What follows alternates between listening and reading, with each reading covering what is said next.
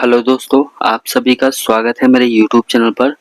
अगर आप भी ईएसआईसी का बेनिफिट्स उठा रहे हैं और आप किसी मेडिकल कंडीशन के कारण हॉस्पिटल में एडमिट थे और आपने मेडिकल सर्टिफिकेट अप्लाई किया था, तो उसको ईएसआईसी पोर्टल पर कहाँ से डाउनलोड करते हैं मेडिकल सर्टिफिकेट, चलिए जान लेते हैं। तो सबसे पहले आपको अपने मोबाइल में क्रोम को ओपन करना है। आपको टाइप करना है ESIC। फर्स्ट लिंक पे आपको क्लिक करना है। उसके बाद आपको इंश्योर्ड पर्सन पे क्लिक करना है।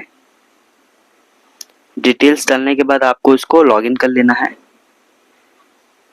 लॉगिन करने के बाद आपको क्लिक करना है व्यू मेडिकल 11 सर्टिफिकेट।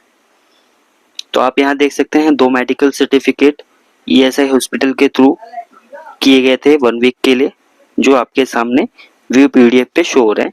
आपको व्यू PDF पे क्लिक करना है, वो आपके सिस्टम में डाउनलोड हो जाएगा और आपके सामने प्रीव्यू हो जाएगा।